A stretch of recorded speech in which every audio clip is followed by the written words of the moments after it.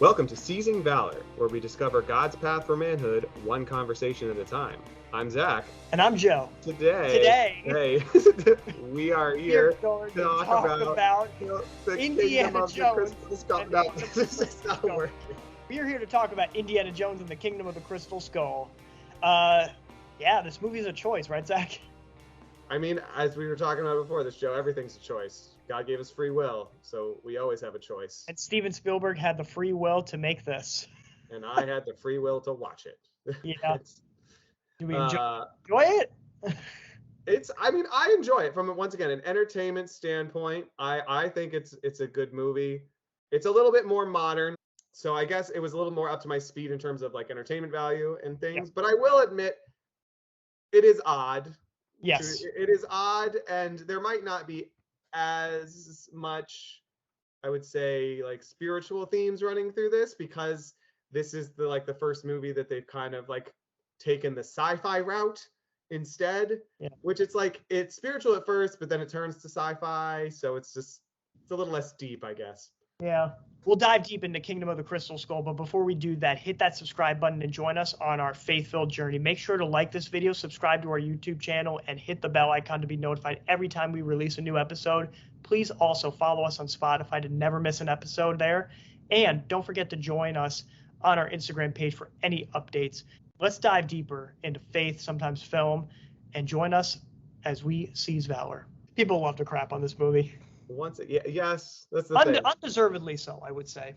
I think so. Well, I appreciated it more the second time around, I will say. It's amazing how we haven't watched it since it came out. Neither had I. I had not, and I don't think at that point I had seen all of the previous Indiana Jones films all the way through.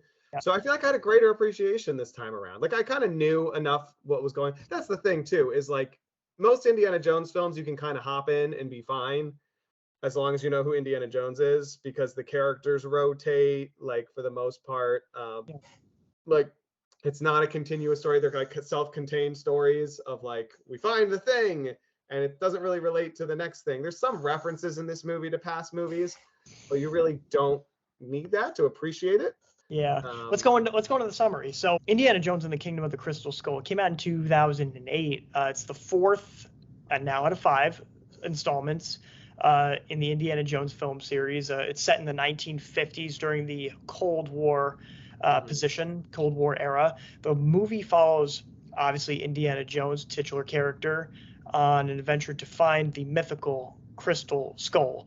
And he's approached by a young man named Mutt Williams, played by the Shia LaBeouf, who reveals that his mom, we have Oxley, who we've never met, a former colleague of Indiana, who's been captured by the Soviets, and they believe that Oxley possesses this knowledge about the whereabouts of a crystal skull, I believe, that has possession of supernatural abilities. And Indy and Mutt, they embark on a quest, I believe, to Peru to rescue Oxley, find the skull.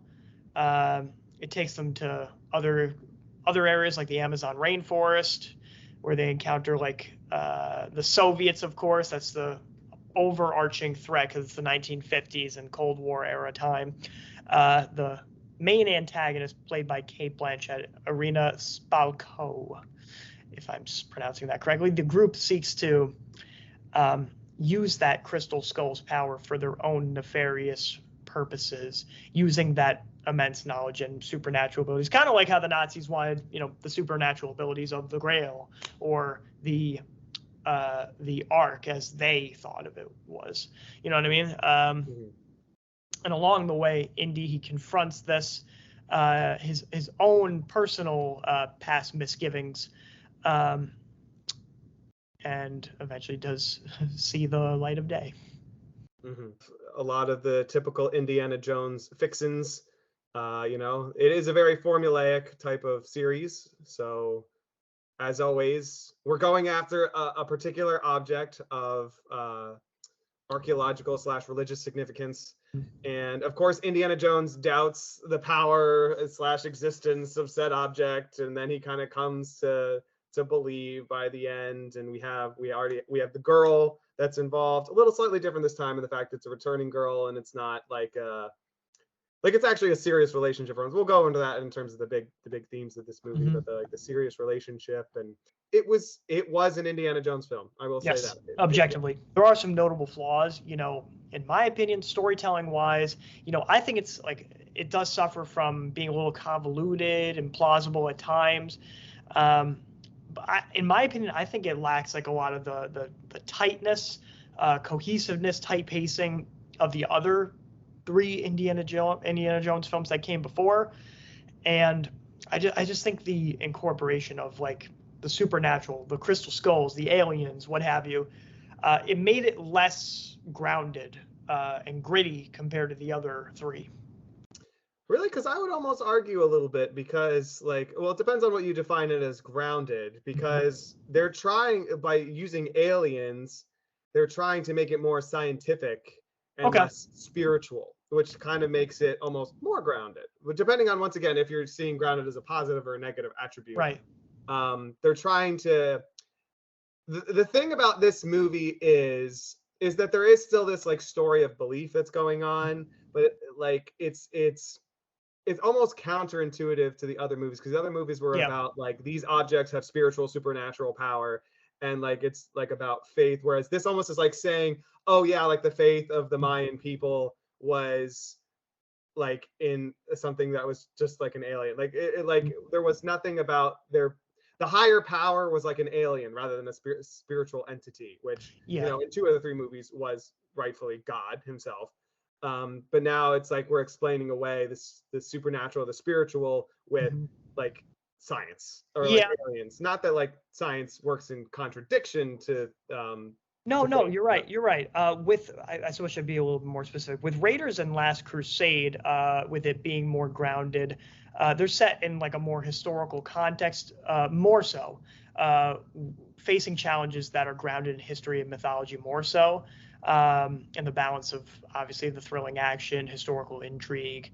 But with Kingdom, it departed from being grounded, in my opinion, with these more fantastical elements with aliens and crystal skulls. But I get the science portion of it. I think it just pushed the boundaries of believability compared to. You're telling me Temple of Doom was believable? I know. You heard me. You misheard me. Only Raiders and Last Crusade. I didn't mention Temple. Well, like there's a lot that it's like this idea of this. I don't know. It's hard to say, because as you said, 2 of those have to do with elements of faith. I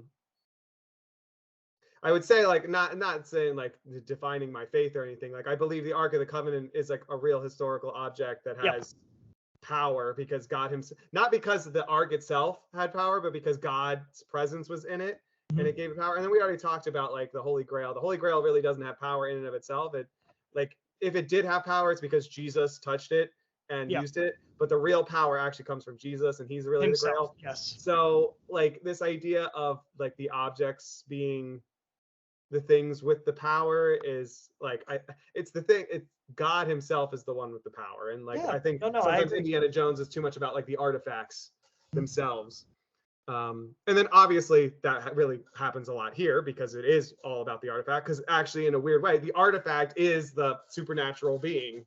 Like in the end, like the skull is the skull of an alien, and the alien comes back to life, and like so the power actually comes from a living thing, and not just, it's not really as much an object as much as it is an actual thing, a living thing. I am curious on your thoughts about aliens, but I know that's a conversation for another time. That's I have theological opinions about aliens. Like I don't. Well. That's something for another time. I want to incorporate Josh in there when he can come in about aliens. I do. I don't have any authority on like aliens or what Christians or Catholics believe about aliens, but I have my own personal opinions. But yeah, I mean, I don't know. Once again, I feel like it's still, to me, it still fit within the Indiana Jones formula. Like, in as much as what Indiana Jones is about, the fact that Indiana Jones overall does not really root itself in Christianity, because it bounces to different cultures. To different like cultures, Christianity is just another stop on the road for them. It's not really like, though I will point out at the end of the movie when they get married, they do so with a Bible in a church. So obviously Indy or Marion are Christians. You know so, what? Touche. There you go. But yeah, so it's hard to say because it's like the Indiana Jones, it's rooted in a spirituality or a supernaturalness, but it's not really 100% rooted in faith, if that makes sense. So it's always best to keep that part in mind. Yeah, good point. Yeah. What's a flaw for you? Well, I mean, I could always talk about the physics elements here because I mean, the Indiana Jones, it's at this point, this far in the road, I feel like it's a staple. So I feel like if it's not in there, I'd be disappointed now. But I always like to point out the things that are like, that's not really physically possible. Oh, like, yeah. Like the idea, like when they're going over the waterfalls, they fall over 3 different huge waterfalls. The likelihood that one of them did not die was like, that it was not realistic. Like, you know, this idea is like, they don't know how deep that is. There's that George Lucas. Like, and that they're able to all get back in the duck boat like every single time before they go over the next one. Like it was just very convenient. And let's not talk about the most egregious, unrealistic physics scene in almost all of cinema, let alone Indiana Jones. Yeah, constantly. I know. Yeah. The fridge, like, no, it's just, I get it. It's clever. Like this idea, atomic bomb goes off, Indiana Jones is at the bomb site, which, first of all, I don't understand why there's this made up town. I know that's a historical thing, but like, why do they have to populate the town so much? Like, why did it have to look so realistic? And like, why, I don't get, and why okay, I'm sorry, I'm going off on a little tangent. But when Indiana Jones first shows up in this makeshift town at the bomb site, why is the television on? Like in that house? Like, what is the point of that? Like, what? It's like a waste of electricity. Anyway, but what was really unrealistic is then they set this atomic bomb off in this testing site, and Indiana Jones protects himself by hiding in a lead-lined fridge. Now, I get it. Like, this idea is clever. Yeah, it's clever in the fact that, yes, radiation cannot penetrate lead. But that does not protect you from blunt force trauma. And that thing flies miles away and then impacts on the ground. And you're telling me Indiana Jones would have had, and he walks that way completely fine. Yeah. No head trauma, no broken bones, no nothing. Like, it's just like, it's not, that was the most egregious. Like, once again, it's clever. I get it. But it's like, oh, Indy's smart because he knows that lead protects against radiation. But then he also gets out of the fridge and the radiation kind of is still there. So that's also a problem. Well, no, they cleaned him off. You saw the shower, right? Yeah. That, and when they get on the superpower rocket car and they're both on that thing without seatbelts, like, I get it. It'll like pin them up against the wall while they're going super fast. But as soon as it starts slowing down, they would go flying off the front of that thing. Yeah. Like, there are very many, once again, just like any Indiana Jones films, there's always a bunch of physics things that you're like, oh, come on. Like, I get it, but George Lucas, I get it in Star Wars, there's the Force, but like in Indiana Jones, it's supposed to be real life. So yeah, I guess that would be, those are minor gripes though. That does not take away from the entertainment value of this movie. I agree. I'm not sure I would consider it as much of a flaw as much as just an interesting turn, how they turned away from this getting Indy to believe in the supernatural to like the supernatural has this unsupernatural cause. Like this genre shift, I guess, so to speak, as we said, like this genre shift to like sci-fi. Mm-hmm. Was all the rage past World War II. Yeah. I mean, it makes more sense with the time period. I will say that, because that's like aliens. I mean, this idea of mind control, like all of that stuff was going on in the 50s and 60s. Like the Soviets and even our own intelligence agencies were doing stuff with that. It makes sense, like for the time period. So in that case, it makes sense. But the other thing, personal gripe in general, like not. Like I hate it when like stuff like Ancient Aliens and stuff, when they're like, oh, humans were too dumb to do any of this stuff, like back in ancient history, like, oh, the Egyptians, oh, the Mayans, humans were too dumb, they couldn't have done any of this, so it's got to be aliens. It's like, come on, man. Like they have so little faith in humanity. Like, it's Yeah. just like, nope, ancient man was an idiot, so he needed help. So I just don't like, but I will say the good side of that, which I think kind of goes into a theme along this lines of this movie, is the fact that um that it's a recognition that man is not like complete or self-sufficient or like superior in and of himself, that Yeah. there is like a higher power, that there is, which we don't believe it's aliens, Yeah. but we believe that, you know, there is God, and like there Yes. is like we in our of ourselves are not complete, or like or we are not like intelligent or powerful enough to be self-sufficient, if that makes sense. Like we need a savior, we need a God, like we have someone that is assisting us. Like, you know, I think it's misguided when then it becomes aliens, like when people think it's aliens, but that is at least believing that there is a higher power, or that we in and of ourselves are not sufficient and not all powerful. So I think there's a good and a bad side to that. Good in the intention, bad in the execution. Yeah. Yeah. So that's kind of a theme, I think. That's almost a Christian theme, I would say. Yeah. You want to go to Christian themes? Yeah, let's talk about it right at that. Well, with Last Crusade, I want to pivot to the theme of fatherhood once again, but the tables are turned because we had Sean Connery in the last one as a father figure that is, you know, examining his role and his flaws, and actually being a son, Indiana, in the last one, and how he could be, how he conducts himself in the past two, because he always had a wall between his father. They both had walls between each other, but now here we have the opposite angle.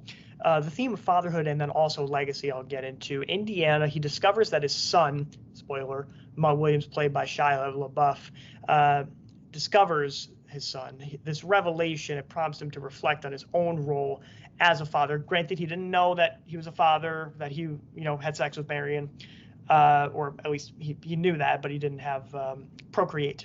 And the legacy he wants to leave behind. So role as a father, legacy he wants to leave behind. The theme of fatherhood, it's seen in his interactions, at least at first with Mutt, as he learns to embrace his responsibility and guide his son to be on the right path.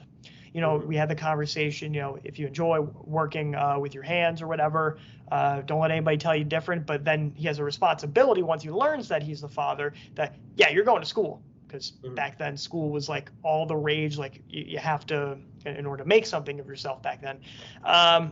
This theme encourages, you know, Christian men to reflect on their own roles as fathers, because we have a responsibility innately. And we know that we have an impact, whether we like it or not, on our children's lives, and building in their values. And I agree. I think fatherhood is in there. It's, as you said, it's taken the opposite perspective as the last movie. But I think it's very ironic in this fact that one of the things that Indiana resented about his father is that his father was absent. Like, he was actually physically present, but he was not really there. Like, he wasn't really there for Indy.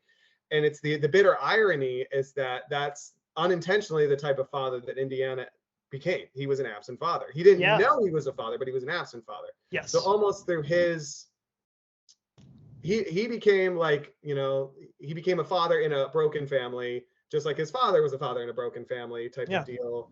You know, son that was raised with only one parent. Like, there was all this, like, this idea of negative legacy kind of going on, and that is a little bit, unfortunately, of a a consequence of Indy's more, well, one is a little bit more loose behavior with women. You know, that's just that kind of what happened. That's the reason why God wants us with only one person, is because things like this can happen and have then negative generational effects. And it's not that he didn't know, he didn't do it on purpose, but it's just like a consequence of that sort of situation. And yeah, it's a good point. Wait, hold on, another point, totally forgot it. So what, and the idea of his cowardice, so to speak, or his fear, because he kind of got cold feet and like left Marion. And we kind of find out that that's sort of, well, I want to talk more about the relationship with Marion a little bit more in depth later, but like, it was feelings more of insufficiency, or like feeling afraid and feeling like he couldn't live up to that. So maybe fearful that he would become like his father. Maybe that was one of the reasons why he stepped away. We don't know for sure, but ironically, then he ended up becoming like his father anyway. So this idea is his fear. Like, he's brave in all these other things, but when it comes to women, he really is afraid, because he's afraid of commitment, and he's afraid of, you know, being there, and he's afraid that he'll fail at commitment and things like that. It's which is great kind how of they included that. Yeah, based on the other previous movies with his choices in women.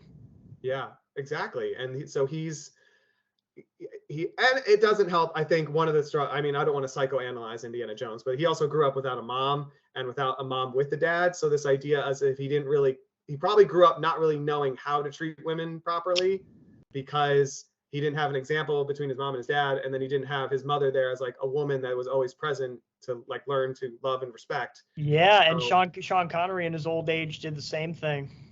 yeah.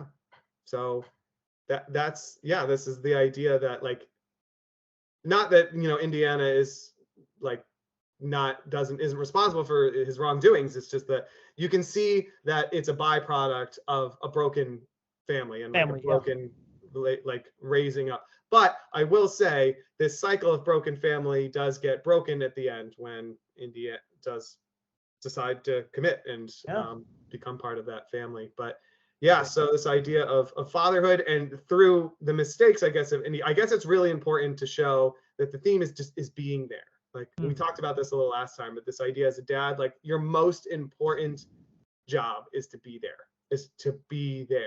physically, and be there like mentally, spiritually, like all the ways, be there. Which India doesn't get to do for the first like 16, 17 years of his son's life. But he does make that, once he finds out that it's his son, he makes that decision to be present with whatever he's got left. Yeah. And he doesn't really hesitate either. Like, he's just like, oh, this is my son, I'm going to be in his life. He doesn't be like, there's not a weird plot where he's just like, oh, I don't feel worthy to be with my son, or oh, I feel so guilty and bad, or oh, I'm not even sure if I want this son, or like he's there. Like, as soon as he finds out, he's there. So. Yeah, that didn't really help character development wise, but I see your point. There was not enough time. This movie's only so long enough. Yeah. I mean, and it does redeem, I think, Indy's character. I think it's pretty realistic. I think when he would see that, like, oh, I've been an absent father. Like, I don't want to be the absent father because I've had the absent father. So I want to like amend my mistakes and be there. Maybe when he was like looking at his father in the picture frame, maybe that was, we are psychoanalyzing, but, you know, it could be. I mean, it's heavily implied that the two of them had a really good relationship following the Last Crusade, because he talks about how much he misses his dad, the fact that he has a picture of his dad on his desk. And then he talks about at the end, at the very end, he's like, oh, your grandfather is somewhere laughing right now. This idea of like him having ended up being the absent father and everything like that. And like in a joking way. So like making light of the situation, I guess. But, you know, this idea of like he laughs a little bit at the irony, and like knows that his dad would find it similarly ironic. So I love it. Just as a little aside, I love it when families say that, like, you know, when a parting family member, they leave this earth, and then you bring someone new into your circle, and there's, oh, she would have loved you. Yeah. Just a funny anecdote. Yeah. So yeah, definitely a theme of fatherhood coming in here, and like legacy, because Mutt doubles not only as his son, but at least as the prototype for what at the time was probably the plan to make Shia LaBeouf like the new Indiana Jones, so to speak. I remember in the church scene at the very end when Shia was about to put like the Indiana Jones hat on, and my dad right next to me, he said, "Oh no, they're not doing that," and then they didn't. It was like, "Oh, okay." I mean, to be honest, I would have been curious. I would have been curious. I think he did a good job at playing like. He was like a good sidekick, I think, and a good like apprentice. Like he was competent enough in certain areas, but then they showed like his incompetency in like different areas of like, I am not familiar with this, but I'm at least still going to be brave enough to try. Like, he was brave like his father. He was not obnoxious. Yeah, and he had an attitude. I mean, I think he did a good job playing like a greaser of the 1950s. Like, yes, I agree. So going off the family thing, I really like what they did with his love life. Like, they finally allowed Indiana to come to a place of commitment. of Yes. this idea is he's no longer tramping around, sleeping with ladies. Maybe he learned his lesson after Elsa, and he was like, wow, I actually slept with a woman and it came back to bite me. But this idea is like this full circle journey with Marion. Like, it's a very complicated relationship. Obviously, we already talked about in the first movie how inappropriate the start of the relationship was, and that was not a good thing. This idea is she was way too young, and he took advantage of that, and that very bad aspect of Indiana Jones. We do not commend that. But then, like, coming back in Raiders when they're both older, he's like, they go through this experience, they kind of have this like fall in love moment, and it's like it's a really good thing going in all the three films. Like the first three films, it's the best thing going in terms of relationship. It's actually a meaningful relationship. She's not just like a Bond girl. Like, they have history. They're there for each other. They're like, he's saving her, she's there for him. Like, it's a good thing. And at the end, they're like together, and it looks good for both of them. It's a great send off. Yes. However, like, then we find out in the interim after Raiders, like, they were going to get married, but then Indy got cold feet. And we already talked about that a few minutes ago, about like why he might have gotten cold feet. This idea of not ready for commitment, scared of commitment, of feeling like inconsequential, like not feeling like he could live up to that, or he wasn't good enough for her or something like that. We get kind of the feeling that that's what it was, not necessarily this like, I don't want to settle down, I want to trance all over the world and sleep with whatever woman I want. Yeah. It's this feeling of inadequacy that's kind of hinted at. And I love like that when he find out that he finds out Mutt is his son, and they have that whole conversation, and Back of the truck. and he talks about, he's like, yeah, there were a bunch of other women, but none of them But they weren't lasted you. Yeah. because they all have the same thing in common. They weren't you. So this idea of that she really was always the person. She was the it girl. Yeah. Yeah. And and he's finally willing to accept that and accept himself and commit to her. And so that's, I think, a really good thing for Indy. Like, he is a very responsible lover, I feel like, in this. He you always see, as soon as she's back in the picture, he's like constantly like looking after her, taking care of her. Maybe it's because he knows she has a history of getting captured all the time. Yeah. He didn't have to rescue her like 4 times this time. Yeah. She actually was fairly competent in this movie. Yes. too. She provided a lot of like strategy and plans and input, unlike the last movie. So I feel like it was just a really healthy relationship in the end. They really complemented each other. Yeah. And so I think we can boil this down to like it's a theme of being manly, sacrificial love and leadership.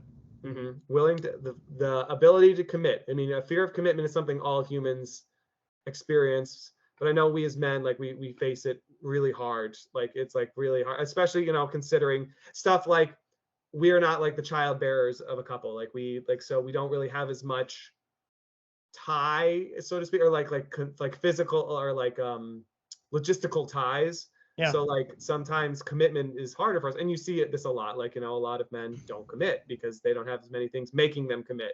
So it really is a big choice as a man, like, and it's a big sacrifice. And not saying it's easy for either party, but like this idea is that it's hard to commit as a man, but it is a great honor to do so.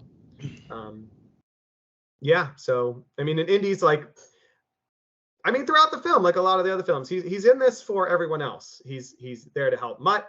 He's there to help Marion, even though he doesn't know it's Marion until halfway through the movie that he's trying to save. He's there to help Ox. He's there to help his friends. He's not really curious. The crystal skull thing, he's not really, he's like, I don't really care if I actually find the crystal skull. It's like, I want to help and save my friends and family. And yeah, he was definitely a more selfless Indiana Jones in this one. Like, he looked like he grew up, like, by this time. Yeah, with that theme of being more of a leader, I think there's also a theme of redemption and a second chance. I think this runs quite a lot in at least maybe Raiders and Last Crusade, but it touches upon that because Indiana, he has to confront his past mistakes and seek redemption, which is a big theme for a lot of Christian men. Being transformed by God's forgiveness, transformed by His grace. because Indiana, he goes through his own journey of redemption too. He sees his own shortcomings and recognizes them midway through the movie, and also extends that grace as well. We as Christian men can extend grace and forgiveness to others, and we can seek reconciliation in the process of our mistakes too. And just like most of the movies, Indy's always trying to save and help the bad guys in the end. Like, you know, he like, despite how many times Mac like betrays him, like every single time he still tries to save him at the end. Like at the end when he's gonna die, and Mac, the greed gets the better of him. So that's a lesson, the evils of greed. So this idea is that, like, you know, Mac, they pay well. I'm a capitalist. Yeah. So this idea that Mac he has no allegiance to anything except money and himself. So he's very selfish. So this idea of being like a double agent, a triple agent, it's like, it's a lonely life. Like you don't really have friends, you don't really have family, you don't have a God. Like, you know, it's just you, and it's lonely. And then it ends up leading to Mac's demise. Like this idea is that he couldn't get past this addiction to treasure and money, and it became his undoing. I still never get that scene in the end where he's just like, it's like, I'll be okay, Jonesy. And it's like, and then he like screams his head off as he's gonna die. It's just like, I don't get what state of mind he was in when he just died there. But yeah, so this idea is like, Mac's like well, actually, in a lot of ways, Mac is like the antithesis of Indy throughout the film, because Indy's learning to commit. Mac doesn't commit. Mac just like flounders to whatever side's more beneficial. Yeah, he had his commitments in the beginning, but was sold out to the bad guys, to the slime. Yeah. So he is the man lacking integrity, whereas Indy's the man with integrity. So like integrity is important. You know, Jesus says in the Bible, let your yes mean yes and your no mean no. Good point. Make this idea is you need to commit. Like what you said you would commit to, you commit to. So in a lot of ways, I mean, it sounds weird, but like in a lot of ways, Mac's worse than like the Soviets, because at least the Soviets are committed to their cause. Mac's just committed to whatever cause like floats his boat. Like during the week. Yeah. So Mac, bad example.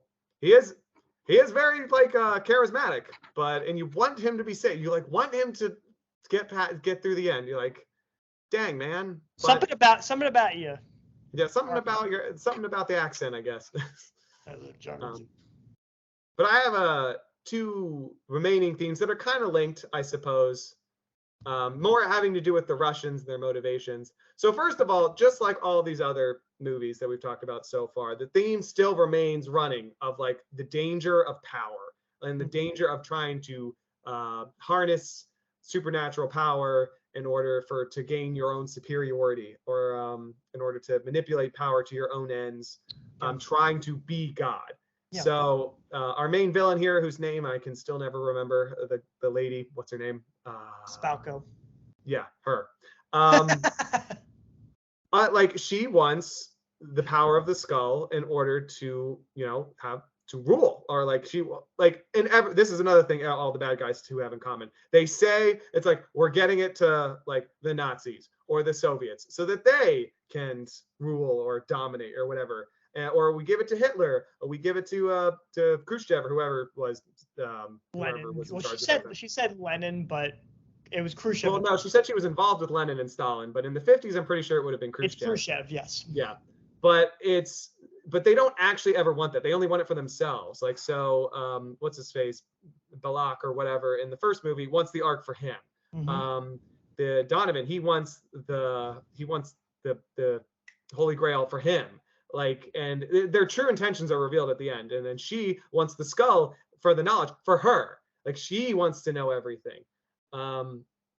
So this idea that power corrupts, and that power really never is, like, it's always for self. It's always selfish. It's always self-condemning. It's absolute power corrupts absolutely.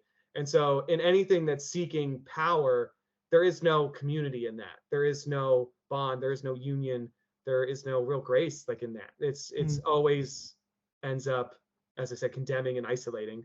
So this idea is that the search for power, trying to become God, the ultimate sin of pride, is still wrong. And every of these movies accurately represents that. But aside from that, there's this idea that knowledge, like this thing about knowledge, which I don't always get, because they kind of flounder about how the way they actually represent knowledge. They do say like, oh, knowledge is the real treasure. And I don't really agree with that. I'll come back to that in a second. But yeah. This idea they do accurately present when it comes to our main antagonist lady, who I'm going to give up on trying to remember her name.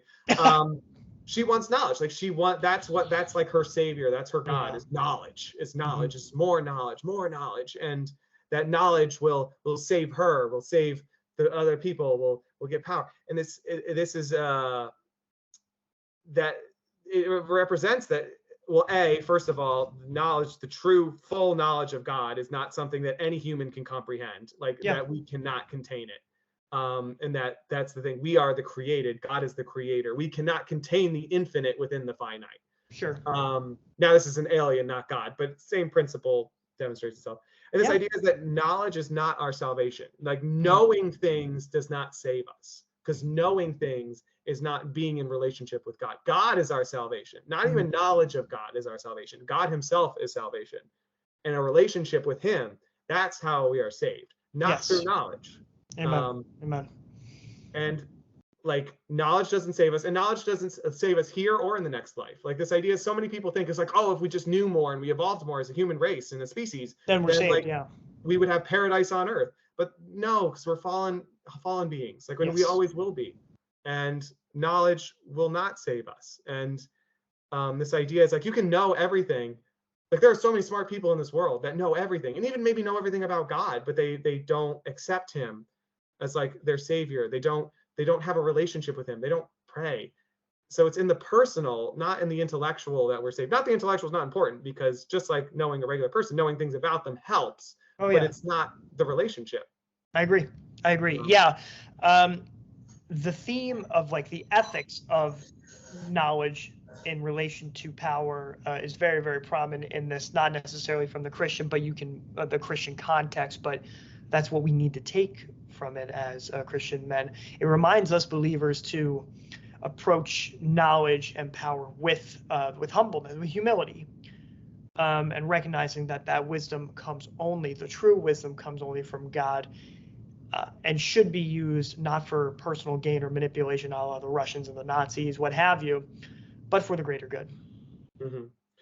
I would want to like amend their last statement when they say like knowledge was their true treasure. Like your true treasure should be Jesus Christ himself. Like Jesus is your treasure, and the people around you, like love is your treasure. Your brothers and sisters in Christ are the treasure. Like that's like this idea with them sitting up on like the little cliff, like at the very end, like that, the four of them together, like people who care about each other, that's the treasure. They missed the mark on that. Yeah. Well, and maybe you could see it. It's like you see that, maybe the aliens and the Mayans or whatever thought that, knowledge is the treasure. But like, this idea is that even they didn't want the knowledge, the fact that they cared more about each other. Like maybe the theme isn't overtly stated, but maybe it's still there, is that their companionship, their love for each other was the true treasure. And that they're sitting there satisfied with that. They don't care that they don't have the crystal skull. They don't care that they don't have any gold. I would say it doesn't exactly fit with what Indiana Jones said with knowledge was their treasure, based on like the implications or the effects of what did happen to them, which I agree more with the effects of what happened, because clearly you can see it and witness it and experience it. Yeah. And that the real treasure at the end was, like the marriage. With the friends we made along the way, again. Exactly.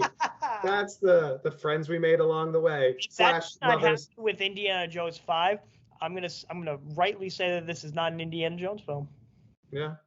It's and I guess kind of going along with it. So this idea is that knowledge, you have to be careful, like thinking that knowledge itself, or secret knowledge, that's the other thing too. People think sometimes that secret knowledge, or that there's like some secret thing, like conspiracy theory stuff. Like, if you know the secrets, then you'll be saved. That's not true. God's not making it that complicated. Not saying it's not difficult to love God and be saved, but God's not making it that complicated. It's as simple as love God. There is no secret knowledge that is going to save you, other than the fact that Jesus Christ died for you, and like that's it. So that like leans into, there's a lot of belief systems like Gnosticism and things that like believe that sort of thing, and just know it's not true. Like you don't have to be smart, and you don't have to be in the know to be saved. You just have to love God. and because he always loves you. There's no like secret to getting his love. You always get it. But the last one I guess I want to stress on is they talk about the reasons the Russians want to get this psychic power from the skull is they want to control people's minds. Like they want to take away essentially free will. They want to shape everything in their image, so to speak, of this, like the ultimate communism, I guess, or whatever that have you, is like to force their views upon someone through manipulating their mind without them even knowing. And this idea is, it's rightly represented as an evil thing. Like this idea is controlling someone's mind, because one of the greatest gifts that we have ever been given by God himself is free will. Yeah. And we always have, until we relinquish it, like God protects and has, like we have our free will. That is like one thing we have. And this idea of wanting to corrupt it and manipulate it is just something so wrong. And like, so this idea is, we should never, as men or Christians or anyone, try to control people in any way. Like there's the idea of guiding, helping, encouraging, like, or even when you're raising kids, like you don't really, you can like discipline and guide them and mentor them and raise them, but that's not like manipulating and controlling. Yeah. And that, you know, it's one of the two big gifts God gave us is our free will. So to try to act against that is, towards another person is a very serious matter. And and so you always should keep in mind that you should always respect the free will of another person at all times. But kind of on a separate note, I think they did a good job in this idea, as they represented as communism and Soviets as not a good thing. Like this is the enemy. But at the same time, is through Mac, they also presented that like capitalism took into the extreme can also be bad. Like this idea is that both ends of the spectrum in the extremes is bad. Like it's in moderation in the middle that we find the right answer. Where it is exactly is very hard to define, but like this idea is that they accurately depict both extremes as wrong and as bad. And one last thing, I guess, within that, so many themes. This idea of trust too. Like trust is really important, because this is in an era where people didn't trust a lot of people because the Red Scare. Like everyone thinks everyone's a communist. At the beginning of the movie, they think Indiana Jones is a communist. Yeah, no one trusts their allies anymore. That's kind of like the antithesis of what it used to be in the 40s. And this idea is, this is another one of the ultimate tools of or one of the worst tools of the devil, is distrust. Division. Because it isolates, just like the power, it isolates you. When you start distrusting everyone, you're alone. And when you're alone, you're the most vulnerable. And this idea, it was a really bad time for our country, this lack of trust in each other. Because love requires trust, faith requires trust. So many important things require trust. And a lot of times, like people say, you have to earn trust.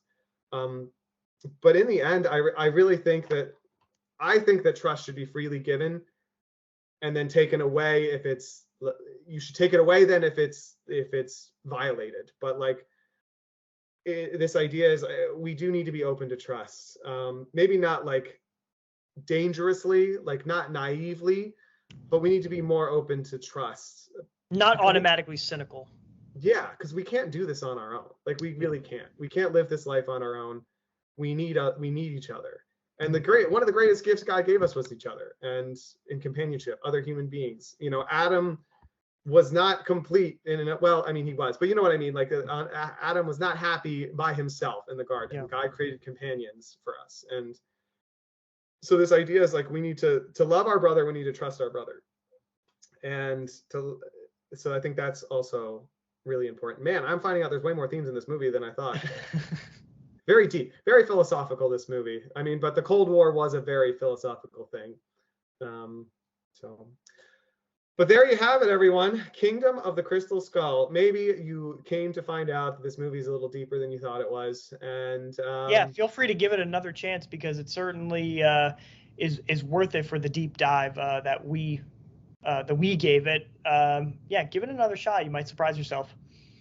Yeah. And so here in the next few weeks, once it comes out, we will give you then our thoughts on the Dial of Destiny. So that would be like 2 or 3 weeks, I think, from the time we're recording. Is that when? Okay, we'll give you a shot. We'll conclude this epic Indiana Jones saga with the dial of destiny. Aliens. It's like the what that meme from back in the day or whatever, like Ancient Aliens. There's that guy with the crazy hair that always was like Aliens. aliens. Well, speaking of departure, we're departing to a different subject entirely. How was your week? Nice transition. All right. Yes. My week was pretty much encompassed by the fact that I had a medical procedure. I had a colonoscopy, had some digestive things going on, so they wanted to take a look. So normally you don't do this until you're an older person, but yeah, so I had to do a colonoscopy. So the first, so like the day before, I had to do the prep, which not like, essentially without being too graphic, like with it, it's you have to empty yourself completely so that because essentially they put a camera, they do a little camera inside you, but in order for them to see anything, you have to empty yourself out. So a lot of laxatives and things later, you get pretty empty. So you're not allowed, you have to do all liquid diet. You're not allowed to have anything solid. So I ate lots of Italian ice and broth and Jello and Gatorade. We can't have red.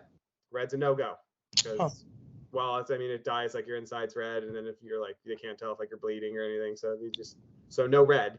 So you can't have red. Anyway, yeah. So it's one of those things. They make you like, so like they give you like bottles of Miralax. So they give you a bottle of Miralax, like one which is supposed to help you move, but like normally you would take like one capful, which there's like 14 capfuls in the entire bottle. But for a colonoscopy, you have to take the entire thing, like plus like some laxatives and things. So like you really, it doesn't, you'd be surprised because some people would think, oh, you just take everything and all of a sudden, oh no, but it's like it takes a while. Like it takes to like the second half of the day, and it's not like as much of a suffering. Like I'm like, I don't know, once again, not trying to be too graphic, but you're not like stuck in the bathroom like the whole time, or you're like not losing control of yourself. Like it's just, you just go frequently.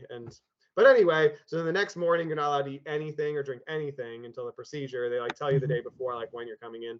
So then I go in. So my dad, I went home because there's a hospital near my home, and like you need someone to drive you to and from it because it's a procedure, and they put you under anesthesia. So my dad took me up, and this is the first time I've been under like general anesthesia. Like I'd done the wisdom teeth thing where they put you in like a twilight, where you're not really out, but you're just like very impressionable and things like that, and you don't really remember anything. So they did put me under like actual general anesthesia. So I had a lot of very nice nurses. First of all, anytime I go to the hospital, I always appreciate nurses. Gotta love nurses so much. They're like literally doing 90% of the work.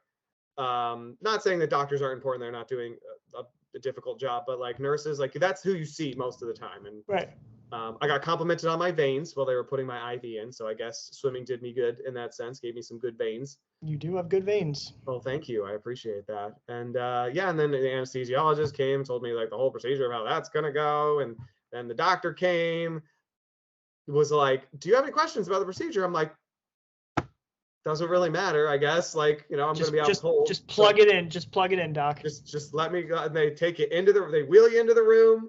I was a little nervous. It's one of those things you kind of have to like give up control. It's like, you don't know what's going to happen. They're going to knock you out. You don't know what happens after that. You get circumstances, you might not wake up. Who knows? I've never had general anesthesia before. So, just kind of, I felt confident. It's like one of those moments when you're scared and you're just like, you know what, God, you got it. Whatever happens, you got it. And that was like, made me feel good that I like was in that kind of place. Like, I'm like, yeah, I'm okay with this. God's got it. Yeah. And then, so they wheel you in.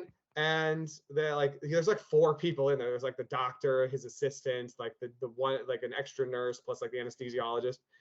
And they just lay me down, throw me on my side, and they like, what's your name? What's your birthday? And then like, what are you here for? So they have to confirm everything. And then once they get that out there, everyone has to agree, including me. And then they plug the anesthesiologist, like, okay, you ready to go night night? And I'm like, sure. And then they plug the thing into your IV, and then like your head feels like a little fuzzy, and then that's it. I knew it because I'm like, oh, my head feels weird. I only have seconds left before, and that was it. That's the last thing I remember. And then I woke up, and the nurse was talking to me. I'm like, oh, cool. And they're like, we're good. Nothing found. Nothing serious. Then I passed out again because I guess I still had some of it in me. And then I woke up again, and then they're like, do you want food and drink? I'm like, yes. Please. And so graham crackers and apple juice never tasted so good. Yeah, I asked for seconds. I got the goods. They gave me seconds. And then they drove me home, and then like the rest of the weekend was just kind of about recovering. Like food never tastes so good until you like don't eat for a really long time. So yeah, just like chilled at home. Um, yeah, I'm a tennis guy, so the French Open was this weekend, like the finals and everything. Watched. It was good, entertaining. I mean, Novak Djokovic became like the most decorated Grand Slam champion in history, which was it's impressive. I appreciate Djokovic. He's not my favorite, but I appreciate him and what he does, and how good he is at the game. Yeah, and then Sunday came home and just kind of rested and prepped. I did have a little interesting story about getting to mass on Sunday because I planned to go to an event. So sometimes there's events where you go to mass and then you go to brunch afterwards. And so I swear the thing said it was at 9:45. And I'm like, okay, 9:45. And I'm already going to get there late because I took too long doing certain things. So I'm going to get there at 9:47. I'm like, okay, I'll catch them as in the procession. And then I get there, I drive like it's like 25 minutes away. I get there, I walk in, all of a sudden they're like on the homily already, which for those who are not Catholic, that's like halfway through the mass. And I'm like, what the heck? What just happened? And then I looked at the thing, it was the wrong time. It was actually at 9:30. So I was like 20 minutes late. So I'm like, either I feel bad I'm late to mass. I could still come to the event. So I was like debating. I'm like, you know what? No, I'm going to go somewhere else. I'm in Harrisburg. There's lots of other masses. I'll go somewhere else, get the full thing. Yeah. And then so I'm like, oh, there's one at 10:15 because I wanted to get it done as early as possible because I had something at noon. I'm so like, okay, 10:15. That's like 25 minutes away, like near the one I typically go to. So I'm like, okay, let's start driving. But my car, I'm running on E at this point. I'm like, am I going to make it? And maybe I would have, but I'm like, I can't do it. And I'm only going to make it there like just in time. And I'm like, but it stressed me out too much. I had to stop for gas. So then I look on my phone. I'm like halfway there at this point. Yeah. And then so I look on my phone again, and I'm like, where's somewhere that's at like 10:30, just 15 minutes later. And then, so then I drive like 20-ish minutes in a different direction to get to Steelton. So I went from, so anybody who's familiar with Harrisburg geology, I went from Linglestown over to Camp Hill, which is across the river. And then I was going to go back across the river to get back towards Linglestown area, but then ended up going down to Steelton, which is more south. But it was great. It was an amazing mass. It was Corpus Christi this weekend, which is the body and blood of Christ. Our vocations director, who works across the hall from me, he's the pastor there. And it was just a really nice little church I'd never been to. Really good homily, like really good celebration. Loved it. Yeah. So, and it was just like driving all over Kingdom Come to go to mass. But yeah, and now so now back at work. Oh, and the other thing that happened today was that we had like our staff picnic for like the diocese, and we were giving our final farewells to good old Bishop Gaynor. So it was very touching. You know, very good guy. So we were very, very happy for him in his retirement. But yeah. Anyway, yep, that was my week. So getting myself drained and scoped, and then scrambled around to get to mass. So what about you? Drained, scoped, and hoped. Yes, drained, scoped, and hoped. My week was okay. I've been looking around, trying to get as much of my paperwork done as possible. We're closing out this final week before the school year ends. That way I'll have a lot more time to devote to my own personal projects, travel a little bit. What I had done back on Friday, a few days before the church that I had been going to for the past 2.5, 3 years, we finally have a building that we have moved into our own space. And we had a building dedication on Friday, which there were such great moments of praise for God's provision. It had gone from like 7 to 9. Then I drove from basically 9 o'clock until 11 o'clock to see my girlfriend, where she was at, which that was a long drive, man. Luckily, for the most part, peaceful. There was a lot of rain at first. Luckily, I survived intact, and most importantly, the car. I mean, no, most importantly, you, but the car's nice too. And then the day after, we saw Across the Spider-Verse. So that's for anybody who doesn't not in touch with those. It's the second movie. I love the Beatles. It's the second movie in the out of 3, I believe, for the Spider-Verse trilogy. Mm-hmm. For anybody who hasn't seen it yet, I'll give a spoiler-free review. It was wonderful. I was not exactly well-versed in Into the Spider-Verse because the last time I saw that was when it literally came out in theaters. But I was kept up quick on the events by my girlfriend. Anywho, there was a lot of great action, a lot of great humor, great cliffhanger ending. I'm very excited to see what's coming up next in the final film. Yeah, that's really all that I can say because there's so much. It's so dense. There's so much going on in frame. Very well done animation. And lots story of spider too. people. Yeah, lots of spider people. That is objectively true. Then went to a garden party with all of my girlfriend's past high school friends and whatnot. So big crowd. I enjoyed myself. I blended right in. At least I think I did. With all the flowers? Is yes. it because you look like a plant? I did look like a plant. A black rose. Ooh. I wore black and it was so like warm outside until it got better, until it got shady. And then I came back and I'm looking forward to talking with you, sir. We're speaking of, before we go to that, speaking of weather, did you guys get like all the smoke from the like Canada fires? We did. Not as bad as New York, of course, but we did get quite a bit of that, and it got worse as the afternoons progressed, and I know that we're about to get more because at this point in time, as we're recording this, about 218 fires have not really been maintained. A very small margin compared to that has been contained, but not out yet. Yeah. Down here in Harrisburg, I mean, we had an air quality of about 400 at one point, which was like normally it's under 100. So it was pretty bad. We had an event one night. We were like outside or having a cookout, playing volleyball and stuff, and people were like, "Oh man, the campfire smells like bad. Like, I mean, the grill gave off a lot of smoke." And I had to try to explain to them, I'm like, "No, this is actually fire from Canada. Like, this is like smoke from Canada," and they didn't believe me. And then it's like, "No, this is literally like Canada is on fire, and we are getting all of the smoke." Mm-hmm. But in all seriousness, our prayers to the people of Canada, and especially people who might be in the way of the wildfires, and for everyone who is working to fight the wildfires. So prayers to all of those people. So we hope everything is resolved. So absolutely. Maybe not our region of the United States, but the United States in general is familiar with this kind of issue, obviously, out west and everything. So we know it's a very serious thing. And so we hope everyone can be as safe as possible. Before we close out for today, make sure to hit that subscribe button and join us on our faith-filled journey. Make sure to like this video and subscribe to our YouTube channel and hit the bell icon to be notified every time we release a new episode. Please follow us on Spotify to never miss an episode. And don't forget to check out our Instagram page at Seizing Valor for any updates. And also, if you have any inclination to comment on our videos, please do so. But if you want to keep them a little bit more private, ask for prayer intentions, please email us at seizingvalor@gmail.com. Let's dive deeper into faith, sometimes film, and just life in general together. Join us, please. And Father, Son, Holy Spirit, amen. Heavenly Father, thank you for bringing us together today. Joseph, myself, and all those who are listening. As always, our first prayer intention is for Josh and for his family. May he continue to be the great dad that he is, and may they have many blessings as they go through this next stage of life.